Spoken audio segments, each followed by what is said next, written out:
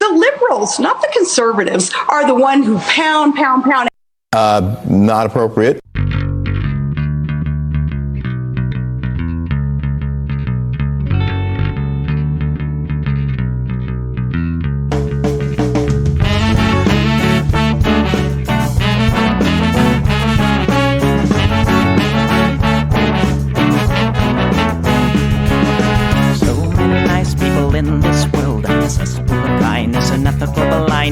So please excuse my sarcastic tone. I'm a bit underwhelmed by the sample shown.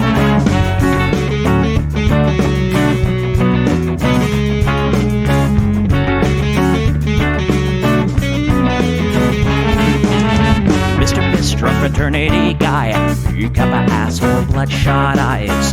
Get drunk and fight every night. Idolize Bradley, belittle women's rights. Homophobic, racist, and don't give a fucking hey. Do you think you can drive a bigger truck? So wear your baseball cap to the side to let everyone know that you're a nice guy. So cool, was so impressed. Lots of chicks and a barrel chest. Cause you're a real man. Punch for punch, gonna piss in your face while you're passed out drunk. I'm a nice guy, you're a nice guy. He's a nice guy, but all of you are assholes. I'm a nice guy, you're a nice guy. She's a nice guy, but all of you are assholes. Nice guys rule the planets. I just can't understand it. Fucker defined by deception and lies. Social Darwinism and an overdose of pride. I don't wanna hear it. Read it to the lyrics, cause everybody gets their just desserts. As long as you remember that nice guy's finished.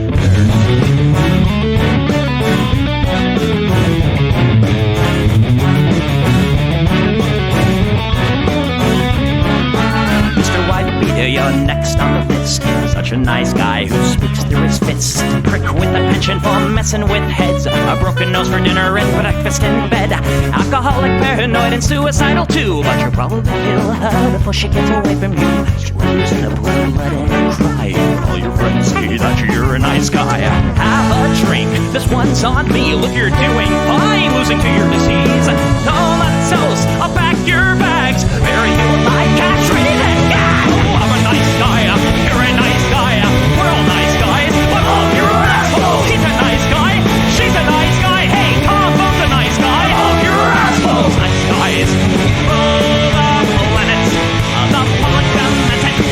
Put a body by deception and lies. Social awareness, a minute overdose of pride. I don't wanna hear it. Read it to the lyrics. So let the bloody spill quench your thirst. As long as you remember that nice guy is finished first.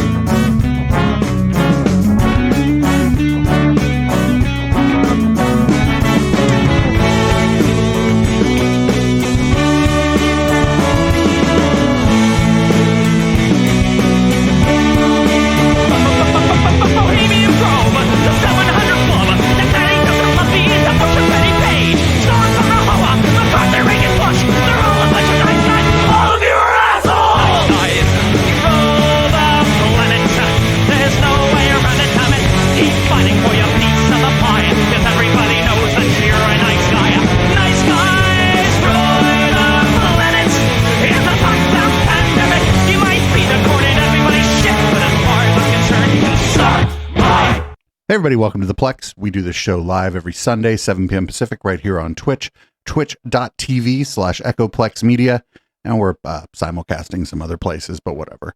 You can find this on any podcast app that you find podcasts on, and if you'd like to support this project, head on over to echoplexmedia.com, click the support tab, and I don't know, pick your favorite way to give us some money. This is what the people want. I don't hate the cops. There's a person inside when the truncheon stops. Oh, don't hate the cops. Oh, when the raiders come, who will protect the shops? Don't hate the cops. They're a sensitive bunch if you don't stop throwing your rocks. Snap, crackle, pop is the sound of a taser. Your body drops. Don't hate the cops. Oh, don't hate the cops. Don't hate the cops. Oh, don't hate the cops. thank your local police. Cause they don't do nothing wrong, thank your local police. Got rid of the corruption and the racism is gone. They've been keeping the peace, keeping homeless folks out of the parks and malls. Got a cure for your social disease. Follow the law, don't hate the cops. Follow the law, don't hate the cops. Follow the law, don't hate the cops. Follow the law, don't hate the cops. Follow the law, don't hate the cops. Put your hands above your head and show you're not afraid. I'm the fairest judge that your skin color's gonna get. And if you die before the sun comes up, the paperwork will take forever. Well, it might have worked out a little bit better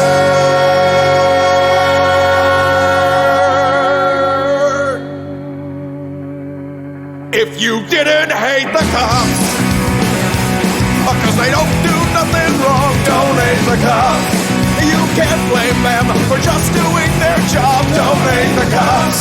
Well, you gotta wonder, how much would it cost for you to be shot at and stabbed at by maniacs and drunks? Don't hate the cops, don't hate the cops.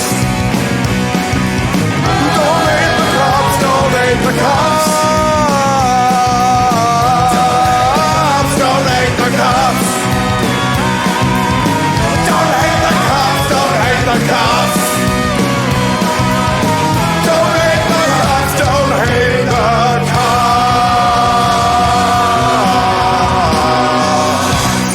All right, we're still going to start off tonight with there's one of these things, and they haven't done it as much recently, or I haven't seen it come across my feed as much recently, where they take like 3 people on one side of an issue and 3 people on another side of an issue and have them talk about why they believe what they believe. And this one is on whether or not people should get the COVID vaccine, because I always get my information, my medical information from just 3 random people and then 3 other random people who disagree with them. That's how we should make all of our medical decisions.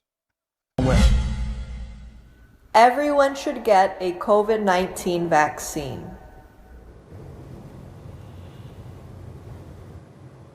Okay, come forward if you disagree. Shot the moon. I don't think everybody should get it because people who are allergic to vaccines obviously shouldn't get the vaccine, but I feel like I can see how much COVID can affect family members, and I see like my grandma actually passed away with COVID. She was in a nursing home. That's how she got it. And I feel like herd immunity, I think it could give us back to normal life. Mm-hmm. Yeah, I mean, I think getting a vaccine is incredibly individual choice. Right. So we all have our own medical history. We all have our own medical experiences, how we reacted to vaccines. That being said, I don't think at this point we're going to eradicate COVID-19 with a vaccine. But that doesn't mean that vaccine is not critically important. And the people who should be getting it, they should get the vaccine. I myself did get the vaccine. Yeah, I agree. I don't think it's a one size fits all, because again, everyone's body is so different that what might work for you might kill me and vice versa. And so for me, I feel like that's not a risk that I'm willing to take. I actually developed allergies due to vaccines as a kid, and I would break out in hives. It would last, anywhere between 3 days to like 2 weeks. And the doctors throughout like 20 years of my life could never figure it out. It definitely does something to you mentally when you go into an ER and you're in this desperate need for help, and they would just kind of look at me and go like, okay, well, we'll just give you Benadryl and you can go home. It wasn't until that's if it's just like hives. I mean, hives are uncomfortable, but yeah, like if you go into the emergency room and you have hives, they're going to give you some Benadryl and send you on your way. I worked for several families as a babysitter, and they all happened to be physicians. And some of them talked to me about vaccine injuries. It clicked, because the second that I started making my own medical decisions, that's when all of the side effects just kind of went away. That's unfortunate because you didn't get the care that you should have gotten. Like I didn't hear. Well, but I don't know if she didn't. I mean, if she had, again, hives are uncomfortable, but the treatment for it is like Benadryl and wait. About vaccine injury until I started really working in health care and public health. And I have friends who have autoimmune issues and they have big allergic reactions to certain things. And so they have a huge concern about, of course, this vaccine, COVID vaccine, because, you know, what could happen. The one thing I would ask you though, Erica, is because you have had family members that died. Yeah. So you would trust getting the disease versus the vaccine? The vaccine scares you that much that you would rather get the... Like, let's say if you had COVID, like I would feel so much more comfortable shaking your hand and getting COVID through you and build the antibodies for it than I would to trust the vaccine. I remember the last episode I had, I was in my closet, and this is when I knew it was really bad because my thoughts were getting really dark to where I visualized myself cutting off. I mean, I'm not, you know, qualified to diagnose anyone, but I'm not sure that her issue is vaccine allergies. Each hive. So would I risk going back there again for this with this vaccine? I just wouldn't. I think again, with your experience of having the vaccines, it totally makes sense. But my recommendation would be, please don't get it naturally. You know, do everything you can to even prevent yourself from getting it. And the one thing that you guys haven't seen, unfortunately, I think Jacqueline and I have seen it. The death that comes with COVID, it's not a romantic death. It's not noble. It's a miserable, gruesome death. And all you can do, not for hours, but for days and weeks, is to sit there and tell every single person that comes into your room, help me, I can't breathe, for weeks and weeks. This virus pushes you so far beyond your limit that you give up. You give up on the one thing that I can't give you medication for. Right. Hope. You give up hope. And your soul gives up the will to live, the will to fight. And I think that's the hardest part to explain to people, that... No, this guy's actually a medical doctor. Young, I didn't know that. But the problem is this Or at least he's talking like he is one. Needs you to spread. And when it spreads, it lands on someone named Daniel, who at 59 loses his life and doesn't get to attend his daughter's wedding, doesn't get to walk her down the aisle. It lands on someone, Evaristo, who's a 61-year-old guy, healthy. His only problem was he went to work at Whole Foods and he checked people's temperature. And when he finally died, his thigh was the size of my wrist. No matter what I did, I couldn't stop it. I couldn't help him. And I've had patients where they had it and, you know, they're like, well, I had it, it wasn't bad. And they went to see their relative. And their relative ends up, you know, on life support. So I think that's why it's so important to get vaccinated. It's not for yourself. It's for the people that you don't know, but you're going to come into contact with, and you're going to help this virus spread. But isn't that under the assumption that the vaccination itself somehow stops you from getting COVID, and that's not true? The vaccination, actually, both the Pfizer and the Moderna are very successful at... It was 94%. Can you still get it? Yes. I have had patients that have had their series of vaccines, and even 2 weeks later, they still get the virus. But even when you get it, it's not as severe. You don't need to get hospitalized. And again, if we can break the cycle where there's less people for this virus to spread, that's what we're looking for in the vaccination. So I guess with me on that, if we're talking about the mortality rate is 0.3%, 0.03%, you know, for who were dying, the survival rate is 99.97. The death rate is higher at that point. It's 1 to 2%, actually, the death rate. 1 to 2%? So if the survival rate is 99.97, how is the death rate? It's not 99.97. Case fatality rates are about, in states, is about 1%. Yeah. I didn't think it was even a percentage point. What doesn't add up is to take that foreign entity that has so many other things that can affect my body in a negative way that I don't need to put in myself. So I think a lot of people get this twisted. They think that like the fatality rate means what percentage of society died from it, but the fatality rate is what percentage of people that get it die from it. And I think people don't, and I mean, it's fucking not everybody's job to be a statistician, but the fatality rate is what percentage of people that get it die from it. For what I'm looking at is the percentage of those that when they do get it, this is who may go. So I see COVID patients every day at work. Surviving is different from thriving. I see patients all the time that can't even breathe on their own. The rest of their life, they have to be on oxygen. Sure, they didn't die, but now they can't walk up the stairs without feeling shortness of breath. How many is that? It's about 30%. And those are not even hospitalized patients. So even people who had mild illness, they develop long haulers. 30%? Yeah, up to 30%. I saw all the different age ranges in my house, and nobody has anything after. Affects people in different ways. Exactly. And it's not to take away like, man, that's terrible. But what it can do adversely to me and to others, it's going to be impossible to approach it from your perspective because I'm not seeing those patients, right? All the things you guys are saying. Wait, that's the point. Yeah, it's going to be impossible for you to approach it from that perspective because you're not seeing patients.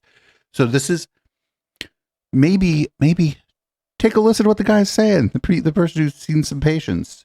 I mean, his view is going to be a little bit skewed too, but like, take a listen to him. Like, he knows more about this than you do. False at all. That's your experience. Right. But I also know, it's like I told you, I'm going out week in and week out, seeing those old people for 6-7 months, and we're laughing, partying, dancing together consistently. I can't just shut that off and go, well, the Times said this, and then CNN said this, and only the people in the front lines right when those are dying said this, so that means that's the only truth. I mean, you can hear the frustration. You know, it's just a lot of political nonsense going on. They're not telling us what the vaccine is made out of. You know, they're not telling us. This is incorrect. The ingredient list is published. I mean, you're not going to understand. I don't understand the ingredient list, but it's published. They're hearing about it on Twitter. People, sitting in bed, can't get out because they got their body hurt. So for me, it's just like, what is the line about? What's the political agenda about? It makes you not trust. Yeah, no, I hear you. I hear you. And I think what's always attracted me to medicine, you have to make your decisions based on facts. Not fear, not speculation, not political agendas. But the truth of it was, when this started in March, a lot of my friends started asking me because they said, oh, there's going to be a vaccine. And I'm like, there's going to be a vaccine? It's going to take at least 2 years. Yep. The earliest that we had developed a vaccine before was 4 years. But then in the summertime, it actually went through phase 1 and phase 2. And then it went into started getting phase 3. And the reason why it was actually able to get done within a year period is because, one, they cut all the red tape, because there's a lot of bureaucracy. But then there was also a tremendous amount of collaboration between countries. So I posted when I got my vaccine in December.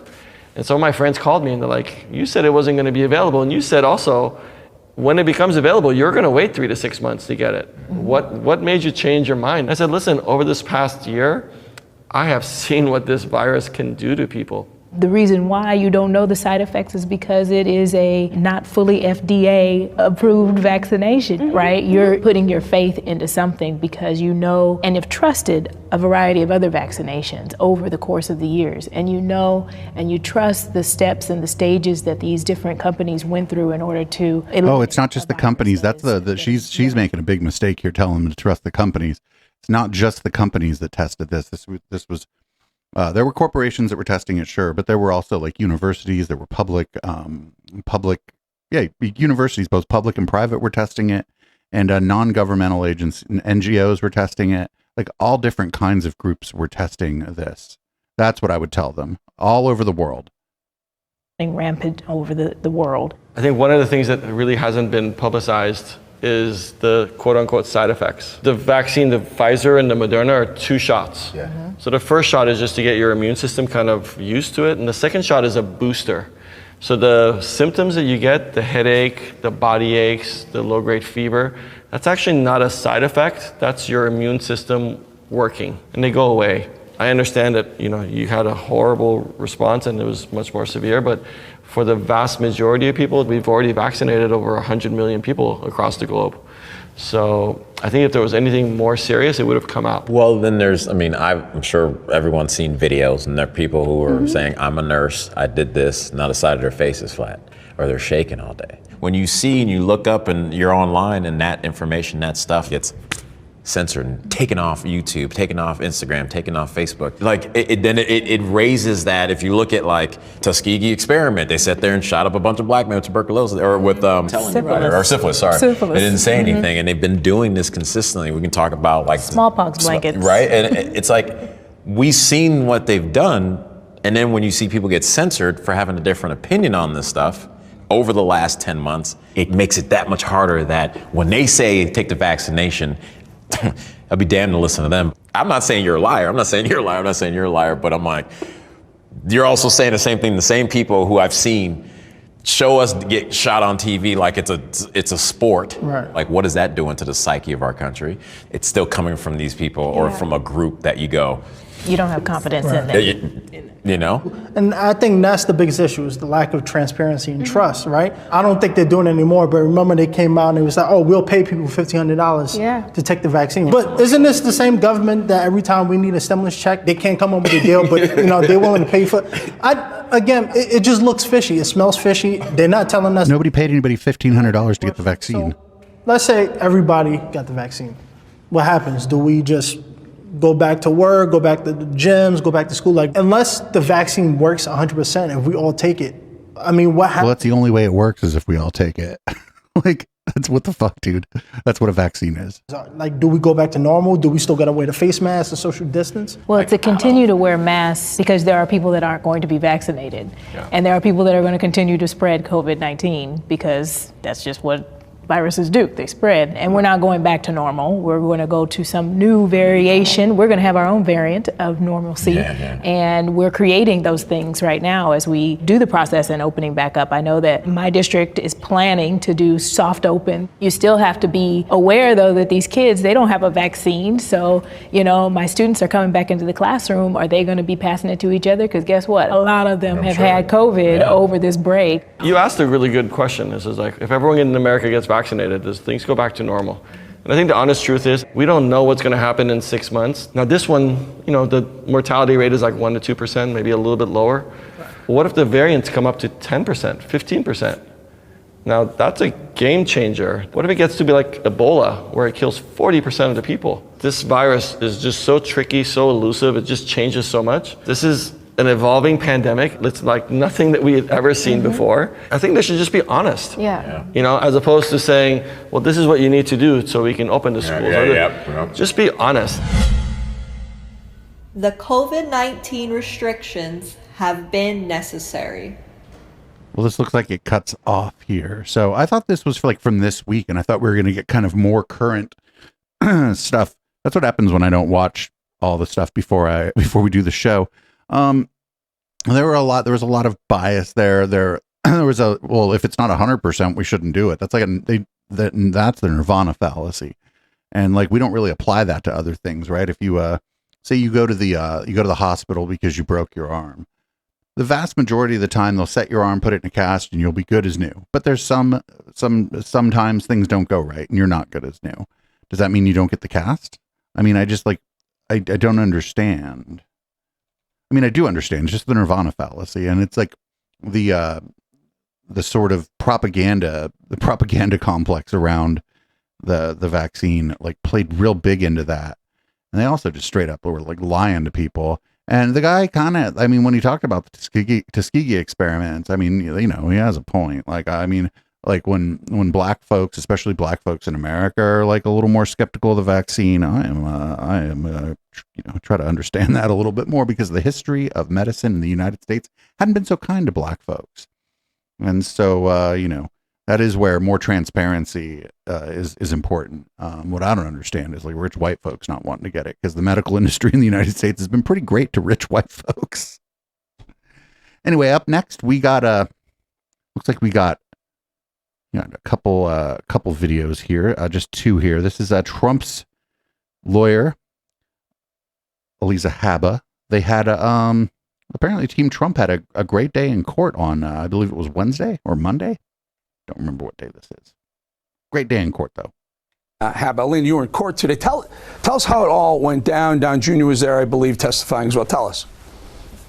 Yeah, we had a very strong day today. There you go. That's us. Don was clear, concise, made it very clear that he relied on professionals, and I think the testimony speaks for itself, frankly. They did nothing wrong. We know this, Eric. This is not a witch hunt that has any meat to it. Most of them are completely nonsensical, as we know, but it was an event for Miss Letitia James to show up and have her press moment, and that's why, this is all happening. Let's just not get it twisted. It's political. I mean, it's political in that the people involved are politicians, but that's like, then if you kind of apply that logic, like, I don't know, if you apply that logic, then you can't ever prosecute a politician for anything because then it's political, and that's fucking dumb. So here, this one's from CNN. This is it says Trump may not do well under questioning. I would imagine that that's going to be the case. He's not going to do so well under questioning. He's going to get mad. In inflating assets on financial statements. I'm joined now by Jennifer Rogers. She's a former federal prosecutor and a CNN legal analyst. Good to see you, Jennifer. So how important will Trump's testimony be in this case? That's hard to say, Fred. I mean, the judge already has decided on summary judgment that the statements were fraudulent. So the question really is, how much of that can he attribute to Donald Trump? How much can he attribute to the sons and the other defendants here? How much should he disgorge? How much should he order in terms of damages? And then finally, and this is where the testimony might be the most important, does he actually bar Donald Trump from doing business in the state of New York? That's what the AG's office is seeking. And I think what happens tomorrow on the stand may be a big hint how that goes as to whether the judge will try to order that or not. So singularly, the judge will make that decision in terms of what kind of fine to impose, or if indeed Trump and the Trump organization is barred from ever doing business in New York? That's right. So the judge will order how much disgorgement there will be. He will apportion it among the different defendants in the case. There are many defendants in the case. And then he'll decide whether to bar anyone, and if so, whom to bar from doing business in the state of New York. Of course, all of that will be subject to appeal. We already have an appeal on the summary judgment order and the dissolution or the pulling back of the business certificates that the judge ordered there. So all of this is subject to review on appeal. But in the first instance, it will be the decision of the judge who's been overseeing the case. Is it your opinion that Eric and Don Jr.'s testimonies were damaging, or no? Well, they were damaging. They could have been worse, of course. They could have admitted, sure, I knew about the wrong valuations, the fraudulent valuations, and purposely signed the certificates anyway. They, of course, didn't admit that. But playing dumb and saying that, they didn't really know much of anything and it was all about the accountants is not a good defense. Yeah, that's not a valid. Yeah, I didn't know that my accountants were breaking the law is not a valid defense. That is true. So I think that imagine the NYU law professor understands the law. A bit boxed in by the documents. There wasn't really a lot of things they could have said to get out of being responsible for it. I don't think what they did on the stand would have helped. And frankly, at times, it seems like they were a bit smug, which I think probably didn't help their cause with the judge either. Well, don't we expect that the former president might handle things in the same manner? Well, interestingly, I think this could really be some fireworks tomorrow, Fred. I mean, Donald Trump is famously undisciplined as a speaker. He is furious about this case. He's been talking, of course, at length about how the judge is out to get him and the AG is out to get him. So the question is, I don't know that he'll just be smug. I mean, he may explode tomorrow. And that, I think, will, of course, damage his case with the judge. But also, we'll see what the public thinks about that. A big part of Donald Trump's reactions, I think, is really geared more toward the public than to the case anyway. So we'll have to see what happens tomorrow. Would his attorneys not want him to take the stand? And the issue is, the former president kind of insists. I mean, just as he has insisted on being there every day when he really hasn't had to be. Well, actually, the Attorney General is calling him as part of her affirmative case. So he doesn't have a choice here. He's a material witness, and this is a civil case, not a criminal case. So he does have to take the stand. I do think his attorneys would want to keep him off the stand, generally speaking, because he is undisciplined. There's a lot of cross-examination material that can be used against him. I think in his criminal cases, all of his lawyers will do their best to keep him off the stand. But here, they don't really have the choice. So one question is, if it goes poorly on direct tomorrow with the Attorney General's staff questioning him, will his lawyers cross-examine him, quote unquote, cross-examine him to try to rehabilitate him in the eyes of the judge? Oh boy. most likely there will be some fireworks this week, starting tomorrow. And it's really weird because I didn't hear much about like his testimony. So I'm guessing he fucking behaved himself, honestly, because we would have heard about it if he wilded out on the fucking stand. We didn't hear that. Here is Trump's lawyer, Alina Habba, again. This is she's on the steps of the courthouse. I believe this is in Georgia, and so it's a different case. This is somebody in chat corrected me. Trump isn't testifying until tomorrow. Well, we'll find out tomorrow. Anyway, here's Alina Habba in front of the courthouse, just kind of talking about what happened on that would be Friday in court.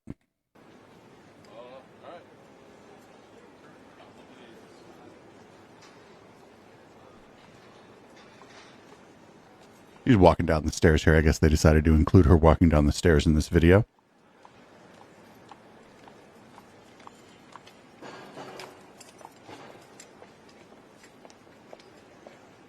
We are now over a month deep into the biggest waste of New York taxpayer dollars I've ever seen.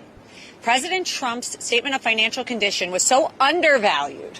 But Letitia James, as you've seen, will show up when it's a press day. I said it yesterday on the news. She hasn't been here for days, but you know when she's going to come? When the main event's here, and that is Trump. She piggybacked on Trump to get into office. She didn't do it well enough to be a governor. She was a failed gubernatorial candidate. And now she's working on her politics again. She shows up, sits in the back when she should be doing real work because the city of New York has fallen apart. If you are a business in New York, pay attention. You put your value. If President Trump wanted to inflate his net worth on a statement of financial condition, his brand alone could double, triple it. It's basic. It's basic. This is a waste of time. We heard testimony from an expert this week. Ms. James wasn't here for that day because it wasn't good for her. He's been paid by New York taxpayer dollars $450,000 in the past few months to come here and testify. That's your money. That's not my money. It is a crime. And now these children are being brought in away from their families. His children? These aren't children. These are adults. His kids are like my age. For doing nothing wrong. It's a great company. It has always been a great company. It's worth a lot more than the statements say, and she just doesn't like it. And now her politics don't allow her to back off or back down. And it's unfortunate. But this case should be done. We are wasting our time. Thank you.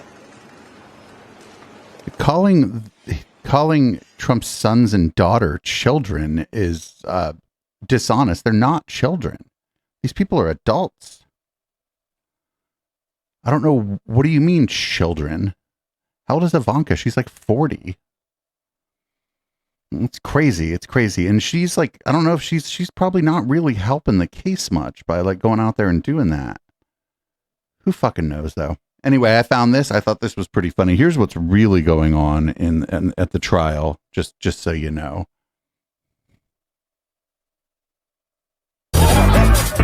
This is the defendant, Don Jr. He's here to show his father that he's a man who can ride the subway all by himself. He's accused of real estate fraud and hunting house cats without a license. This is also the defendant, Eric. He claims his family is allowed to break the law because his daddy's name is on buildings. He's accused of real estate fraud and eating glue. What you are witnessing is real. The participants are not actors. They are actual idiots with a case pending in the New York Metropolitan Area Court. The People's Court. So I thought that was pretty funny. Whoever did that is definitely pretty creative. So up next we got the former guy actually, and he's giving a speech in Houston, Texas, and he has something to say about the J6 defendants. He doesn't like the way that they've been characterized, and he's gonna tell you what he thinks.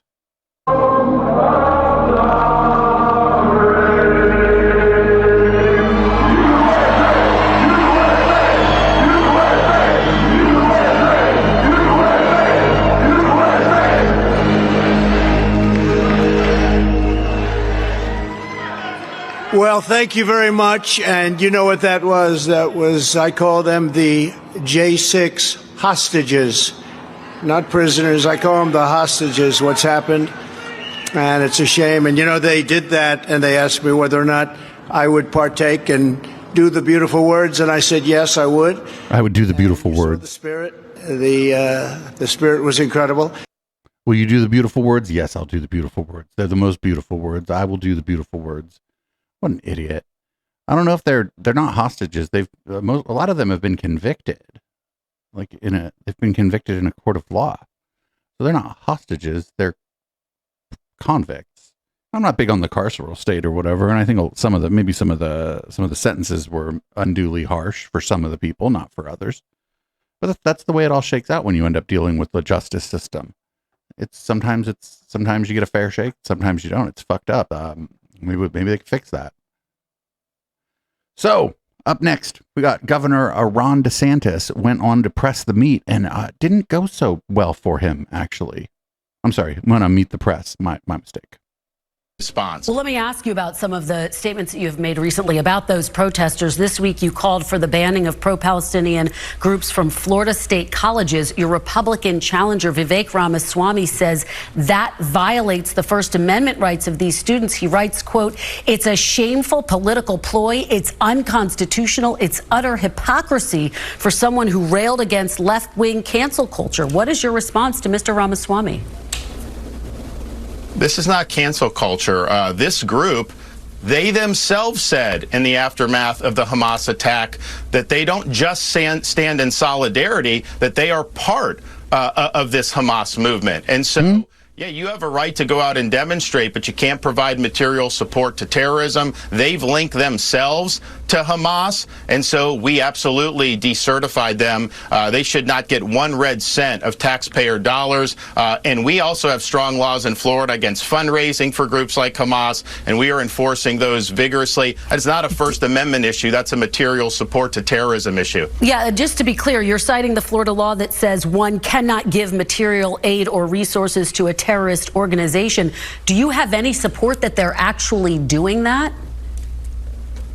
Their own words are saying they're part of this organization, that they don't just stand in solidarity, that they don't just support what they did, but that this is their movement too. So once you hitch your wagon to a group like Hamas, that takes you out of the realm of normal activity, and that's something that we're going to take action against. So we believe we're totally justified within the law, and I think things like this have been litigated time and again. So the answer is no. The answer is no. I can't show that they've given any material support to anyone. I'm just going to call them a terrorist organization and hope that I get away with it. Yeah, I don't like Vivek Ramaswamy very much, but he is right here. And I think he may only be going after DeSantis to score political points. I don't think he cares that much about the student protesters. But it doesn't mean he's not. It doesn't mean he's wrong. So here's more of that. Taken into account. But if you can't conduct yourself in terms of mental illness, shouldn't there be a law? In this case, officials in Maine are saying a red flag law could have made a difference. It would have empowered authorities to raise that red light to gun sellers all across the state and say, this is someone who should not be able to own a gun, that final line of defense never kicked in because it didn't exist, Governor. Well, no, when you do background checks, if somebody has a criminal conviction, for example, that goes into the system. When they run a background check, that is what they're checking against. Maine doesn't have strong background checks. No. Are you arguing for that? It's no. Every federal, this is federal firearm licenses. When you have to do, everyone has to go through where they scrub this. So the question is what are you putting into the system? If somebody has a mental health involuntary commitment, then that can simply be put into the existing system. You don't need additional things. And here's the problem I have with some of the proposals that have been done, and particularly in some of the more blue states, is that will be weaponized against people that the government doesn't like. I mean, you have a situation where someone can just make an anonymous call into a police station, let's say something bad about someone. But that anonymous call could have helped in this moment. Could it not have, Governor? Could an anonymous call have helped in this moment to block this shooter from getting a gun and going into these establishments and shooting up 18? The other thing that's going on here is a lot of this isn't anonymous calls. A lot of times, like if somebody's like, "Uh-oh, this person's got some problems," it's like family or close friends or whatever who makes these calls and makes these reports. Citizens. And he could have had that involuntary commitment just put into the normal system. That is something that would have been able to pop on a background check. To then say that people should just be able to call. Governor, how can you commit someone you can't find? When you have an involuntary commitment, that triggers things to go into a background check system. So that should have been enough if that information was put into it. So that's what I would do. I would focus on those individuals who've actually gone and either been involuntary committed, been adjudicated to be mentally ill. That's really. But that's not. That's a pretty high standard, and like it's actually pretty hard to get someone involuntarily committed, as well it should be when you consider like the history of, the insane asylums in the past in the United States. That can't possibly be the standard if we're going to try to do something to prevent this stuff when people are like in a bad place or whatever. I don't know. The United States isn't going to do anything on this. Other countries have got this figured out. They just make it hard to get a gun. Here in America, we're not going to do that. So I don't know why somebody like DeSantis doesn't just say, well, we're just not going to do it, which is what he means, I think. Anyway, here's the last clip of his interview from Press the Meat. You can look, in Florida, our crime rate's at a 50-year low, and our violent crime rate's down 30% since I've been governor. So we're handling it strong. Governor, actually, statistically speaking, the CDC says that the firearm mortality rate is actually higher under your administration than it was under your predecessor's administration. But I do want to move on to the campaign and just the what mortality rate? No. The firearm mortality rate. Well, I don't. But was actually higher under your administration than your predecessors. That's according to the CDC. Let me move on to the campaign, Governor. Well, right. Because you had COVID and all that stuff. Excess mortality, is that what you're saying? That went up everywhere? No, she said firearm mortality. Our excess mortality went up less than anybody. The firearm mortality rate. Let me move on, though, to the campaign, because I want to let you respond. That's, you know what? Like he didn't want to talk about that. So he started talking over her and then couldn't hear, basically, so that it was hard for her to finish what she was saying. So I don't know this is a uniquely American problem, and we're never going to do anything about it. I wish more people would just like talk about it in that way, because that's what's going to happen. Nothing is what's going to happen. I don't know. I don't have the fucking answers, but this is a uniquely American problem, and it's never going to get fixed. Up next, we got the new Speaker of the House, Mike Johnson, on Fox News, being pressed by the host of Fox News Sunday on birth control, of all things. Okay, I want to talk about some social issues. You've got a lot of critics who say that you are wildly out of step with the American people. Let's talk abortion first. One of the groups opposing you says this: he wants a total abortion ban with no exceptions. He supported bans that would not only criminalize abortion, but ban IVF treatments and common forms of birth control, and that you voted against access to contraception. Where are you on these issues? Is that an accurate assessment of where you are? Because that's not in step with the American people. No, Shannon, look, I'm pro-life. I've said very clearly, I'm a Bible-believing Christian. I believe in the sanctity of every single human life. So I come to Congress with deep, personally held convictions. But guess what? So do my 434 other colleagues in the House. Everyone comes to Congress with their deeply held convictions. But the process here is that you make law by consensus. And I've not brought forward any measure to address any of those issues. Right now, our priorities are funding the government, handling these massive national security priorities that we have in crises around the globe, and taking care of changing and reforming how Congress works. That's what we're going to do. Listen, prior to the modern time, until recently, actually, almost all of our nation's leaders openly acknowledged that they were also Bible-believing Christians. This is not something that should cause great unrest, okay? It's just that Washington, right now, what you're seeing, Washington and the Associated Press Corps are engaging with a leader who openly acknowledges faith and the foundational principles of our country. Okay, but I think this is a healthy discussion, but it doesn't affect how we run Congress. To be clear, though, have you voted against fertility treatments and access to contraception? Would you? I don't think so. I'm not sure what they're talking about. I really don't remember any of those but measures. Do you oppose anything I am with personally IVF pro-life, yeah. No, of course not. No, that's something that's blessed a lot of families who have problems with fertility. Of course, that's a great thing. I would support that. But look, again, these are not issues that are on the front of the agenda, and we can come with our convictions and we can govern in an accountable, transparent manner for the American people, and that's what we're going to do. Okay, so you've talked a lot about your faith. Man, that guy's on his talking points, isn't he? He was not answering any of those questions. He just says, "Oh, I'm a Bible-believing Christian." He was on his fucking talking points. Yeah, even the lady from Fox News was like, "Well, what's going on here?" And that's odd that they would cite Emily's List, right? Because Fox News is generally at odds with Emily's List. But the thing is, Fox News is a business, and they know that this guy's like out of step with the country. Even most of their viewers are probably not for placing restrictions on things like contraception. So, it just looks like he's, I don't know. He's going to be one of the most unpopular speakers of the House ever. Here's Mike Johnson's wife, Kelly, talking about how she had a Christian counseling service, and it made some comparisons between bestiality and homosexuality. And that's not great, but she's not the Speaker of the House. So I'm kind of two minds here. But Kelly, they've also come after you personally, attacked you. You're a Christian counselor, a woman of God, attacked your profession. What's your response to that? Well, I used to be a school teacher and I loved that, but I just felt burdened for so many people, and I felt the calling to go back to school to become a Christian counselor. And it's because I love people and I want to be able to help them through their times of struggle and suffering, and I love what I do. I absolutely love it. As a husband, I'll take any arrows, that's fine, but don't talk about my wife, for goodness sake. She's the kindest, sweetest person in the world, and anybody they interview anywhere, at any stage of her life, will tell you about this lady right here. Oh, I love that. And how are your kids dealing with it all?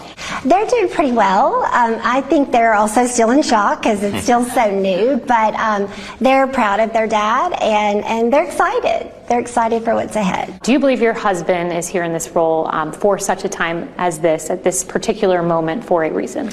I do. I believe that God has placed him here. That's biblical. The Bible says he raises up leaders and he brings them down, right? So I believe that God has him here for just this time. So I'm like of two minds here. One, she's clearly a political person herself, and she ran a group that compared homosexuality to like bestiality, and was engaged in what I believe to be conversion therapy. But she's not the Speaker of the House. The thing is, it's complicated. It's complicated, and I don't know what the answer is here. I do figure that like what she does, he's married to her, for fuck's sake. Who knows? Maybe they should leave her alone, because it just gives him a talking point to be like, well, now you're just going after my wife, and I don't know if that's the best thing in the world. Anyway, yeah, I don't know. We'll see how this plays out, but like I said, I think this guy is going to be one of the most unpopular speakers of the House, like in modern times, if not in American history. Up next, this is on ABC This Week. We got Steve Scalise, and he's asked if the 2020 election was stolen. And if you could imagine this, he's going to maybe not answer. During the campaign, they also say quite explicitly it's going to increase the deficit, but we'll move on right now. This week, one of your former colleagues, Congressman Ken Buck, a Republican of Colorado, said he was leaving, retiring from Congress. And here's what he said on his way out. Our nation is on a collision course with reality, and a steadfast commitment to truth, even uncomfortable truths, is the only way forward. Too many Republican leaders are lying to America, claiming that the 2020 election was stolen. He said that you're one of those leaders who hasn't been unequivocal in saying it was a clean election, that Joe Biden did not steal the election. Your response? Well, Well, Ken, I've worked with on a number of issues, including getting spending under control, getting our economy back on track. He's talked about that 2020 election as well. You and I think, have talked about that too. At the end of the day, getting our country back on track is our focus. And that's what we're focused on right now. That's why we're moving bills out of the House to address our open border, which, by the way, you don't see this administration wanting to... This guy's on his talking points, too. ...terrorist watch list coming across our open border. We want to get our economy moving again by getting energy... didn't like the question. He's like, I'm going to answer a different one.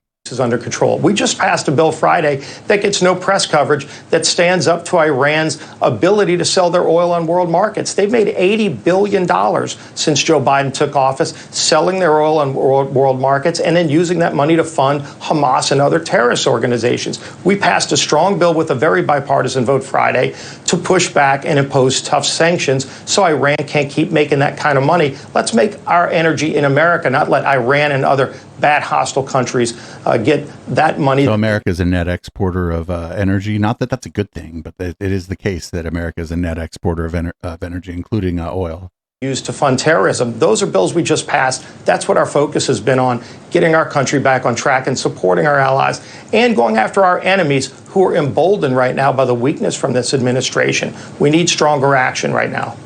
Can you say unequivocally that the 2020 election was not stolen? What I've told you is there are states that didn't follow their laws. That is what the state constitution, the U.S. Constitution requires. I've seen in my own... Yeah, I think at this point, you just need to kick him off. You just cut his mic and kick him off. Be like, all right, later. Where we had to send our elections commissioner to jail years ago for fraud and corruption, and we cleaned up our act in our state. Every state ought to follow the laws that are on their books. That's what the U.S. Constitution says. That's not what I asked. I said, can you say unequivocally that the 2020 election was not stolen? Look, Joe Biden's president. I know you and others want to talk about 2020. We're focused on the future. We've talked about 2020 a lot. We're talking about how to get our country back on track, how to get our economy moving, how to stand up to the bad actors around the world. Xi is not slowing down in China. He's looking at Taiwan. You see what's going on in Russia. You see what Iran is doing to work with Hamas and other terrorist organizations. This administration needs to pick up the pace. They're not standing up to the bad actors around the world. They need to. We're passing bills to address this through the House. The Senate needs to take action. The president needs to take action as well.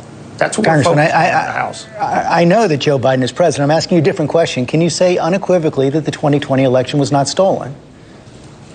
What I've told you, and you've seen this, there are states that didn't follow the laws that are on their books, which is what the U.S. Constitution says they have to do. So you just refuse to say unequivocally that the 2020 election was not stolen? So you want to keep rehashing 2020. We're talking I just want an answer to the question, yes or no. Threats to this country. We've talked about this before, but again, will you acknowledge that there were states that didn't follow the actual state legislative... This is where you say, now I'm conducting this interview and I'm the one asking the questions. If you don't want to answer my questions, I'm going to have to say goodbye to you. Laws on their books, which the U.S. Constitution says they're supposed to do. I know that every court that looked at whether the election was stolen said it wasn't, rejected those claims. And I asked you a very, very simple question. Now I've asked it, I think, the fifth time that you can't appear to answer. Can you say unequivocally the 2020 election was not stolen? I told you there were a handful of states that didn't follow their laws. The rest did. The rest followed. And again, states that Trump won, states that Biden won that did follow their laws. There were a handful of states that didn't follow the laws that were on the books. They went to secretaries of state to change the rules of the game. And then the voters didn't know what the rules were because ultimately the state laws weren't followed in those states. That's not what the U.S. Constitution says. At some point, we should go back to following the Constitution, George. The courts have all followed the Constitution. They all rejected the claims you just made. And I just want to say again, for the record. Or they said there was no standing. You cannot say that the 2020 election was not stolen. Yes or no, was the 2020 election stolen? What I've told you is Joe Biden's the president of the United States, and right now he's failing the country on so many fronts that matter to families. We're talking about what matters to families today. You can keep talking about 2020. I'm talking about what's wrong with our country today, how to fix the problems, how to secure America's border. You don't want to talk about that because Democrat mayors across the country are talking about how broken our border is to the point where people on the terrorist watch list from some of these hostile countries are coming into our country today, not just bringing drugs that that are killing young people, but people that actually want to do us harm. And this president won't take action. We've passed legislation to fix this problem, to secure our border. The president doesn't want to negotiate with us or with Democrat mayors who are telling him it's a major problem to big cities like New York that we should all be concerned about. So the president can keep talking about the past. You can. We're going to talk about the future and how to help these families who are struggling across America with high gas prices, high prices when they go to the grocery store, every other problem that they're concerned about. That's what we're focused on in this House. Thanks for your time this morning. Coming up, 1 year to the... Yeah, that should have, like, after you ask something a couple times, somebody doesn't answer it. I think, like, you just need to be like, all right, bye. Like, I know it's fucked up, and like these people, they do this, like they want access to these people, right? Like ABC or whatever wants access to this congressperson, but maybe they don't need access to this congressman, because if he's going to go on there and lie, that's not like good for their viewers. It's not good for anybody. Maybe their advertisers can be like, the advertisers don't care. The advertisers want everybody to buy their products, but I just don't think it's good for their viewers, and it doesn't make any sense to have people on there who do this. Up next, apparently they let George Santos back on TV.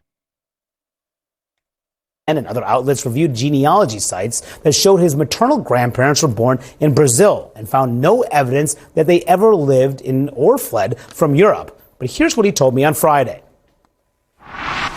It's true.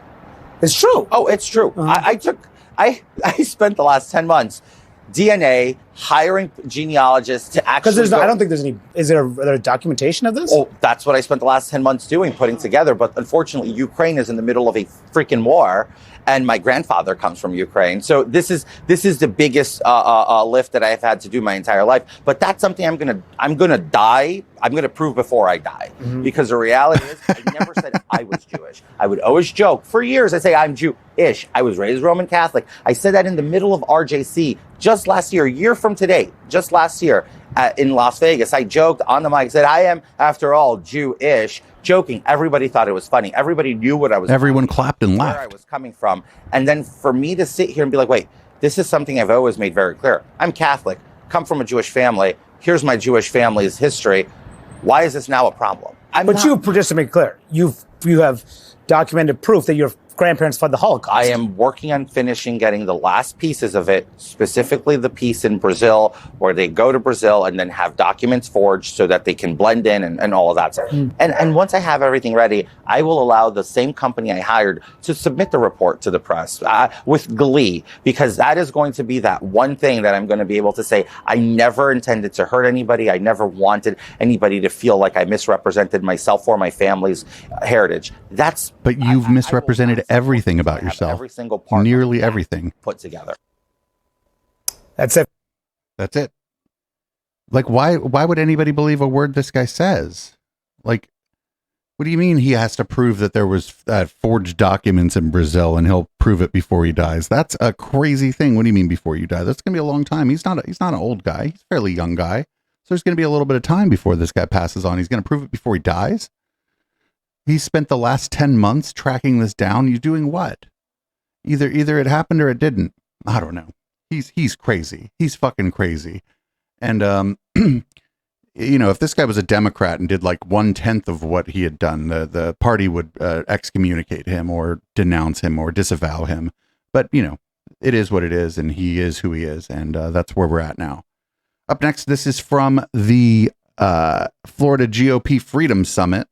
This is Chris Christie getting booed because he doesn't like Donald Trump.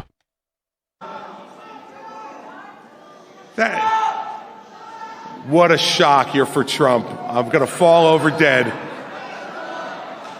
Now look, every one of those boos, every one of those catcalls, every one of those yells will not keep it. Yes, sure. Will not solve one problem we face in this country. Will not solve, and will not make this country better. Your anger against the truth is reprehensible.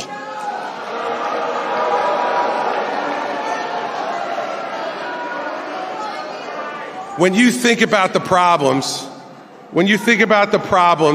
that our country and this world is facing, when you think about that, this type of pettiness is beneath the process of electing a president. No, it's not. Yeah. And as people watch today, if your arguments are so strong, if your arguments are so great, and mine are so bad, then just keep quiet. Let me make my awful arguments, and then you can just reject them out of hand. But the problem is you fear the truth. So this guy has no chance of winning, and he's not, I don't know.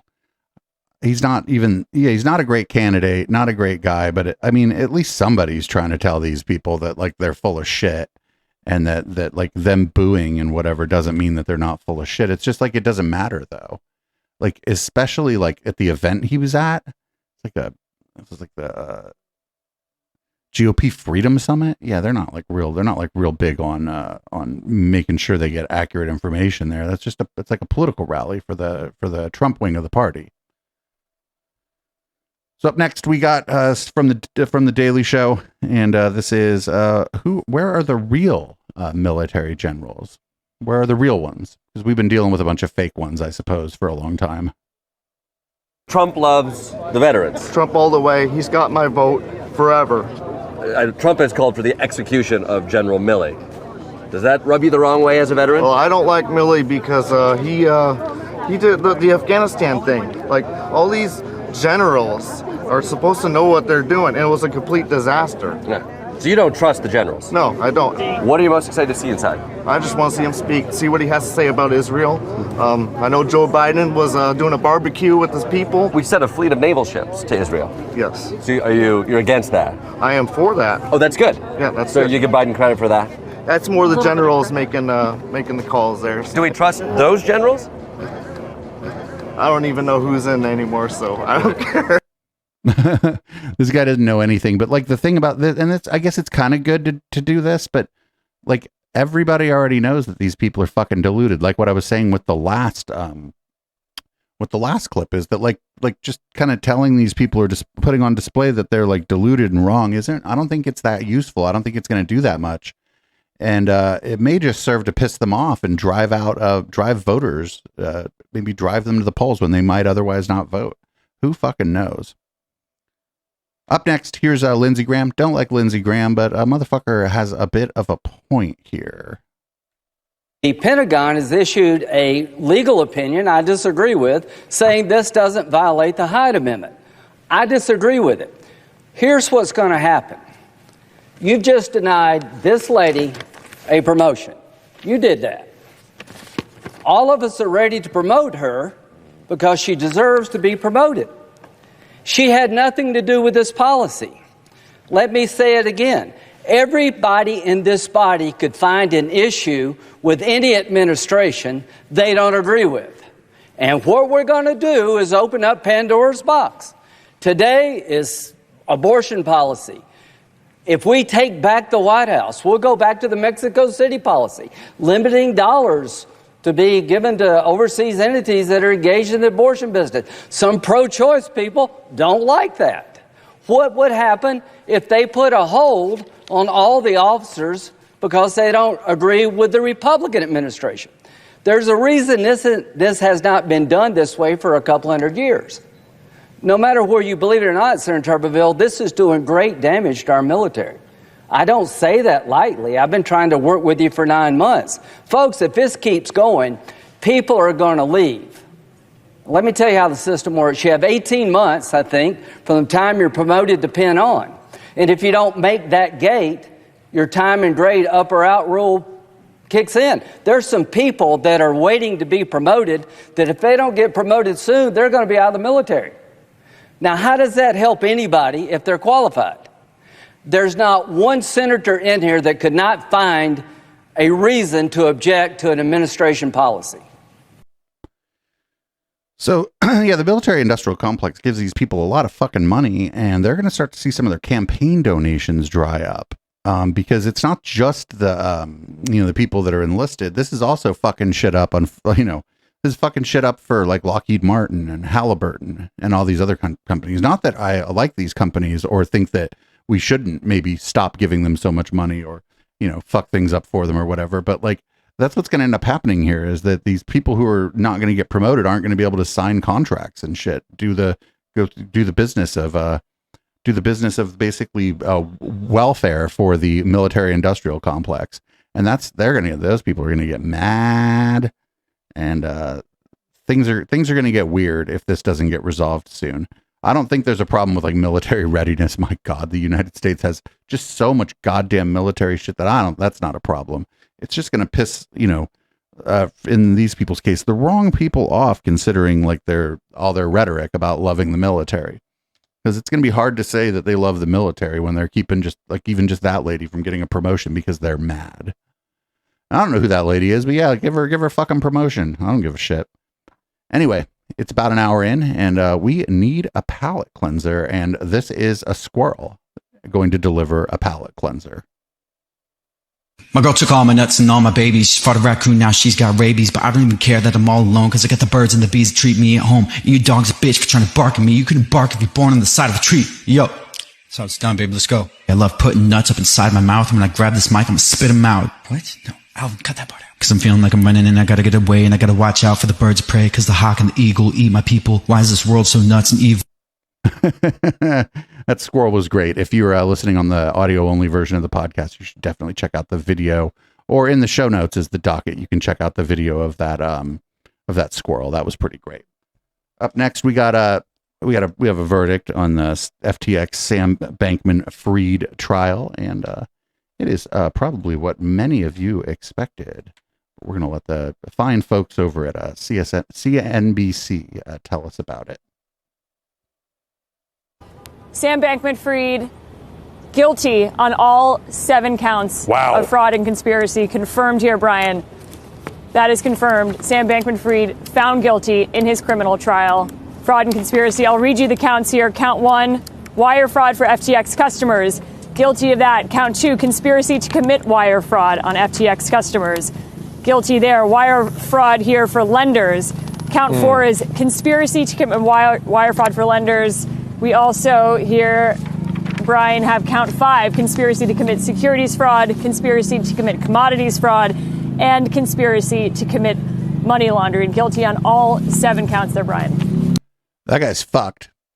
I don't think, he's probably going to spend the rest of his life in jail. I don't think that he should spend the rest of his life in jail. I don't believe in life and it's essentially forever punishment for finite crimes, but that's what's going to happen. This guy's going to get fucked because he fucked so many people out of their money, and then he turned around and used the money for political donations to try to get what he wanted in politics.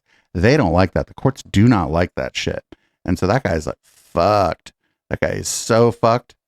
It'll be interesting to see how it plays out. Maybe I'm wrong. Maybe he won't spend the rest of his life in prison, but I don't see a way for that not to be the case. Those are some pretty serious convictions that carry pretty long sentences.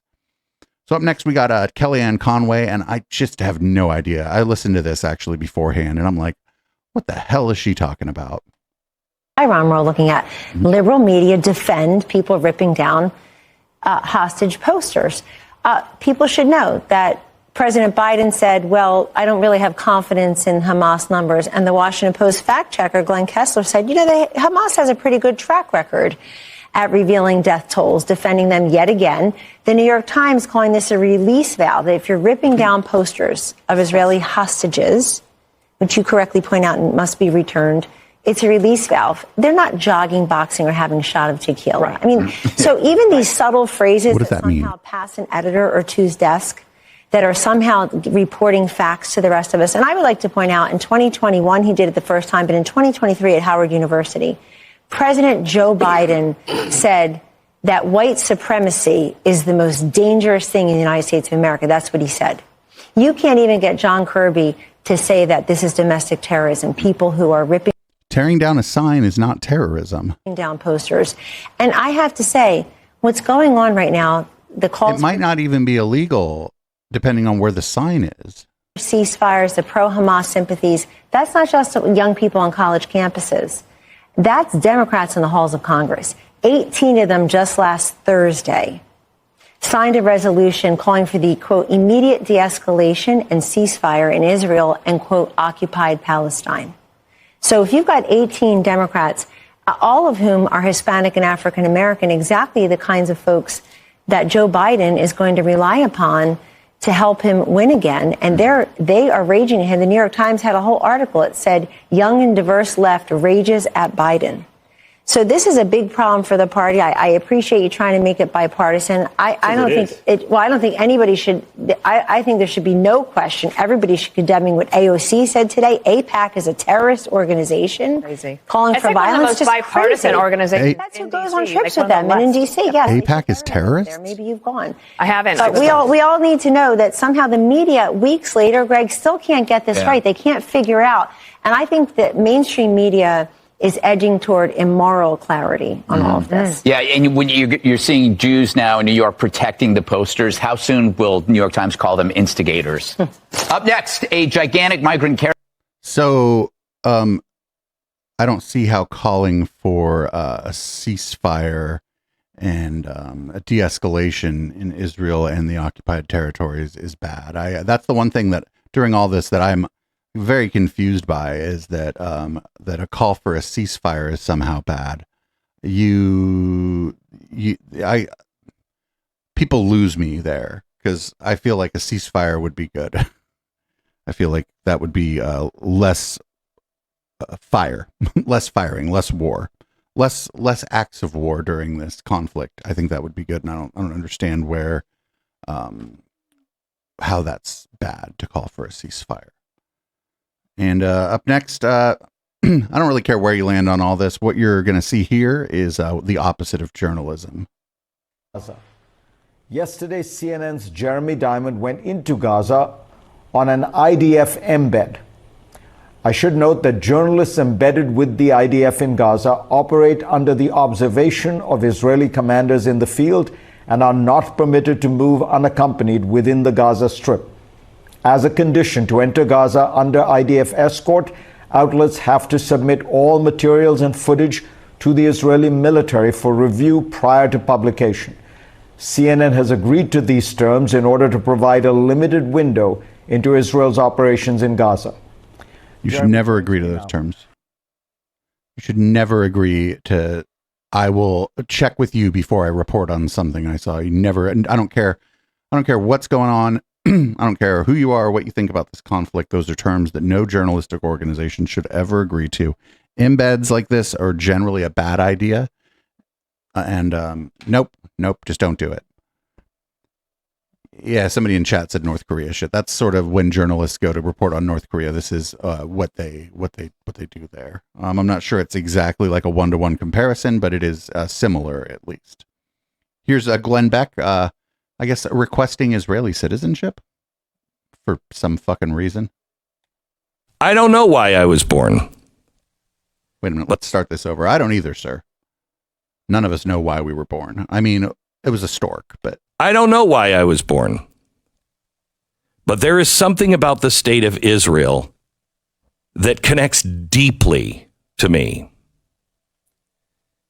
And standing up this time, as opposed to every other time there has been a pogrom or a Holocaust, 19 Holocausts,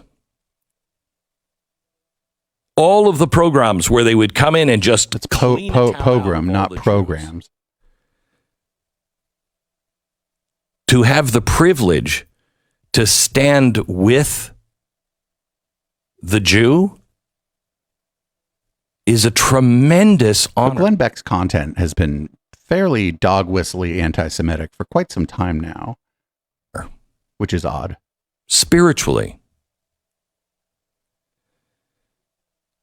So I want to read a letter that I wrote that I am sending to the state of Israel. To Prime Minister Benjamin Netanyahu and the honorable officials at the State of Israel. I write this to you in a time of profound significance, a moment where history echoes its most harrowing and yet most resilient notes.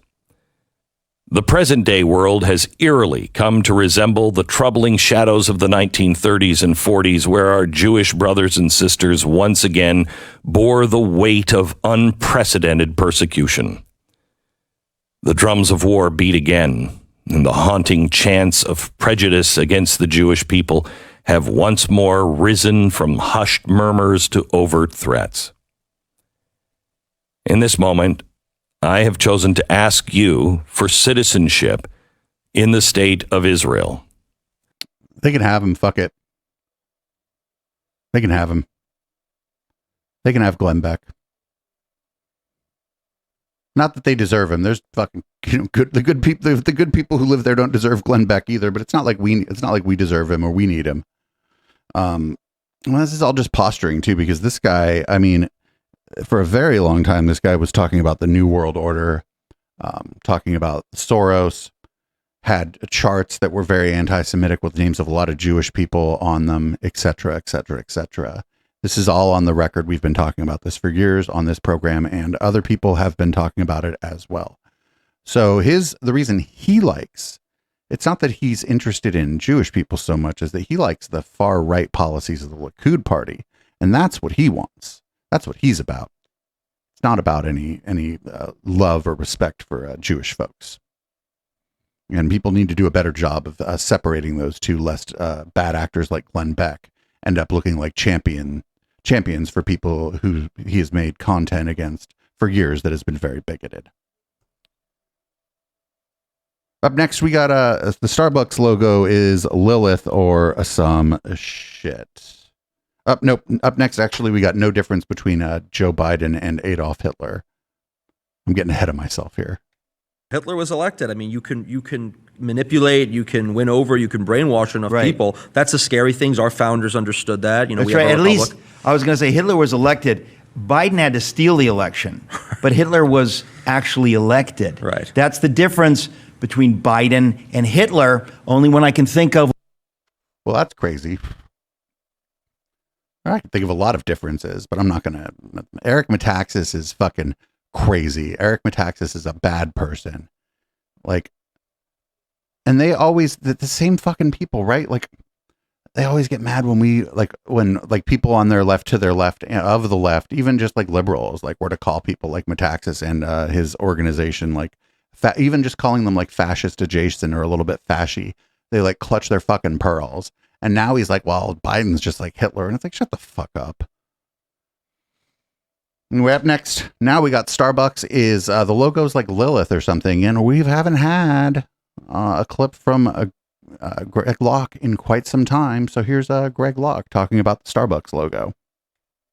Did you know every single time we do deliverance, especially mass deliverance, we call out a certain demon called Lilith?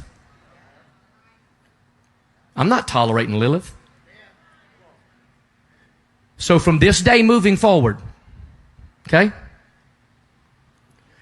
in our office, on this campus, but especially in this tent, I do not want anything that carries the Starbucks logo on this church property. I wonder how many people in the audience are like looking at their fucking latte and being like, well, fuck. You hear me? That is Lilith 1000%. I've studied it. It is a demon. It is sexual deviance. I am done with I've been done with Starbucks for a long time. It's communist coffee anyhow. That's because the local Starbucks probably won't let you in anymore. I'm telling you, that company is not only one of the most godless companies on the planet, they are full-blown 1000% a witch's coven. I promise you it's the facts. I stake my life on it. Starbucks is witchcraft.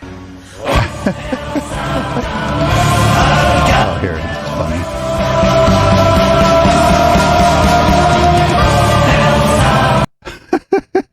forgot how, like, I didn't forget, right? But we haven't been doing a lot of Greg Locke lately.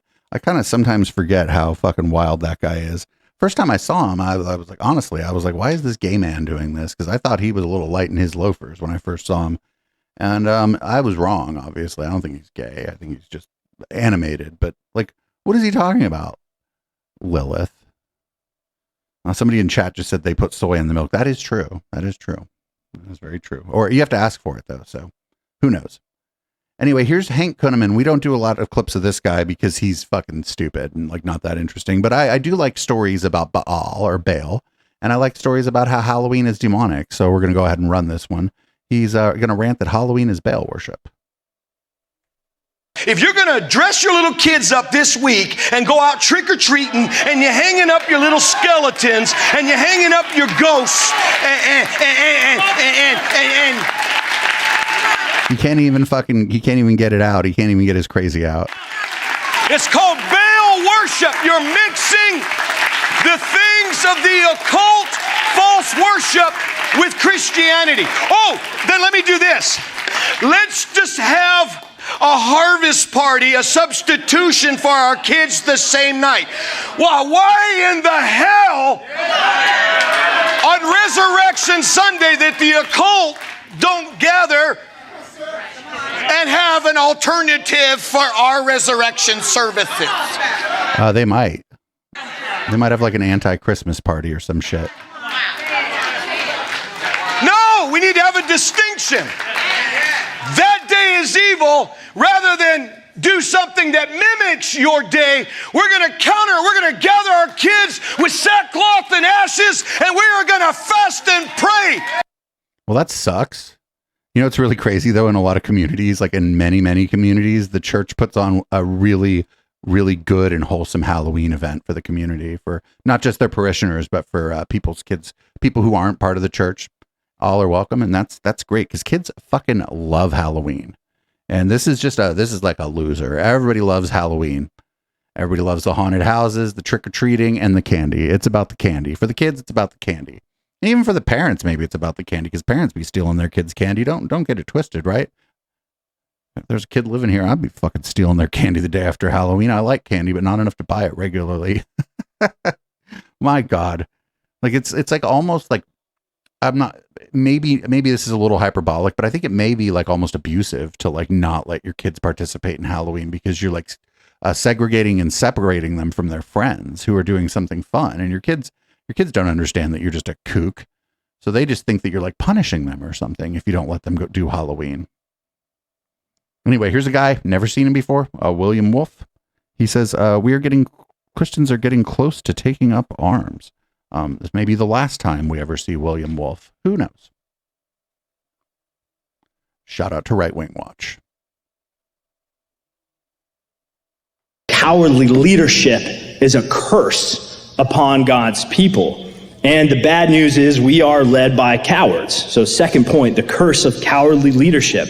And I want to use this opportunity to share a piece of historical, theological information with you. It's a wonderful sermon I found in preparation of this talk by Samuel Davies. Samuel Davies was an early American Presbyterian minister, and he preached a sermon titled The Curse of Cowardice in 1758. This was during the French and Indian War, and Davies had moved back to Hanover, Virginia, and he was trying to rally the local militia to join in and fight with the British. At that time, they were still all British, against the French and against the Indians. And so this is an excerpt from the sermon he preached, so please listen because this is good. He says, this is not going to be good. When in this corrupt, disordered state of things, where the lusts of men are perpetually embroiling the world with wars and fighting, and throwing all into confusion, when ambition and avarice would rob us of our property for which we have toiled, on which we subsist, when they would enslave the freeborn mind and compel us meanly to cringe to usurpation and arbitrary power, when they would tear from our eager grasp the most valuable blessing of heaven, I mean our religion, when they invade our country, formerly the region of tranquility, ravage our frontiers, butcher our fellow subjects, or confine them in barbarous captivity in the dens of savages, when our earthly all is ready to be seized by rapacious hands, and even our eternal all is in danger by the loss of our religion. When this is the case, what is then the will of God? Must peace then be maintained? Maintained with our perfidious and cruel invaders? Maintained at the expense of property, liberty, life, and everything dear and valuable? Maintained when it is in our power to vindicate our right and do ourselves justice? Is the work of peace then our only business? No. In such a time, even the God of peace proclaims by his providence to arms. And if we have ever lived in a point in time in American history since then that we could argue that now is a time to arms again, I think we are getting close. Now, we're getting close? Well, that's crazy. That's fucking just straight up Christian nationalist, like violent rhetoric. Sets that out and says that it is right, even though as Christians we seek peace, that when the enemy is pressed upon us, if we fail to heed the call to arms, then we are acting as cowards. And he says this, he says, those who act like cowards are ungrateful men who sin against God and his country and deserves the curse of both. Such conduct and such a conjecture, so the conduct of cowardice in the moment of time when the call is to arms, is a moral evil, a gross wickedness, and exposes the wretch to the heavy curse of God, both in this and the eternal world. So to be ruled by cowards in a time of war is a curse, because God hates cowards. Whoa, that was wild, dude. That was like, we're luckily this stuff is fringe. Like you have to keep in mind that this stuff is fringe, that this isn't like most churches are not like this. But this stuff is ramping up. Some of these people are really ramping up the rhetoric, and it's in an attempt to, eventually the goal has to be to have the government use its power to do harm to people who don't believe what these folks believe, which is terrifying. Up next, here's Eric Metaxas again. He's going to blame mass shootings on demonic activity. Let's talk here about what nobody else is going to talk about. You're hearing voices. We say that's a mental health issue. Probably that's demonic activity. What is the difference between America today and before we had all these mass killings? Is it the number of guns? No, not even close. There was a time in America where every single person had a gun. Every family had a gun. I don't know if that's true, if there was a time where everyone had a gun. We have mass shootings then. Was it because of the guns? Obviously not. Obviously something has happened in America that has nothing to do with guns and has everything to do with the spiritual state of the nation, with a level of lawlessness, with a level of demonic activity. Now, they're not going to talk about that in the mainstream media. They're not going to talk about that on Fox News. They're not going to get into those conversations because they just say it's a mental health issue. Well, the fact of the matter is we've always had mental health issues. We've always had guns. What is different today? What is different today is there is darkness, satanic darkness that has come into America. We don't value life. We don't talk about God. We don't talk about those kinds of things. That's the difference. Well, that's weird. Do other countries that don't have this problem all talk about God all the fucking time? Do they value life more than we do? I don't understand. I mean, this is just, again, it's just like a Christian nationalist rhetoric, right? Where it's like, well, we need God because, and that's where I lose the thread, actually. I don't know if there's polling on this, but I'm not sure that non-believer. I think it would be hard to get me to believe that non-believers are more likely to do gun violence than people who are believers. I bet it just tracks with like proportionally throughout society, if anything. So these people are just fucking crazy. Up next, I just put where I come from. This is called lying. I was in the LGBTQ plus community for 10 plus years of my life. Wow. But then I came face to face with Jesus. He was like, Roderick, you either put me first or that thing. You can't serve two masters. You can't have one foot in the world and one foot out the world. You can't be like that. And I was like, but Jesus, I just want love. Oh, I'm glad that you said that because I got overwhelming love. I'm like, but Jesus, I just want to be satisfied. Friend, you're just gay. Well, Roderick, I'm glad that you said that because I'm the living water who can quench your thirst. I'm like, but Jesus, I just want to feel like I belong. I want a home. Well, Roderick, I'm preparing a home for you with me for all of eternity. I'm like, but Jesus, I just want life. Well, Roderick, guess what? I am the bread of life. And the same response that he gave back to me is the same response that he's giving back to you. Yeah, that guy's either A, wasn't gay, or B, still is, or bisexual, or he said part of the LGBTQ community. So I don't know what he means by that necessarily. But who fucking knows? It's just weird. I don't understand. I wish and I think most churches are actually kind of over it. They're not doing this anymore. Again, I want to be pretty clear here. The most churches in the United States are actually pretty cool fucking places with pretty cool fucking people. And that's good. But this guy, I don't know. He said something about, oh, you either need me or that thing. What was it? Was that thing when he said that thing, was he talking about dick? Was he talking about a dick? Who knows? Anyway, I hope that guy gets out of whatever weird cult he's in and just fucking goes about his business being gay or bisexual or whatever, because that's totally fine. So we're going to end this. We watched this during the post game on Wednesday, but we had to get this into one of the podcasts, one of the things that goes out on Spotify or Apple Podcasts or whatever. We're not going to watch the whole thing. Here's a clip from Twitter. This is Jordan Peterson's postmodernist or anti-postmodernist song or whatever. I think or whatever might be the accurate part here. Richard Rorty.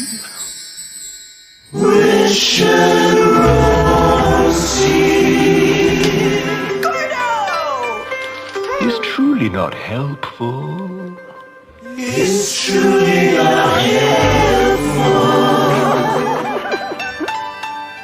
With his assurance, nothing's real. Call me pig. With his assurance, nothing's real. What of hunger? What? What of hunger? Mr. Skeptic. Mr. Skeptic. When a child lacks a meal. When a child lacks a meal.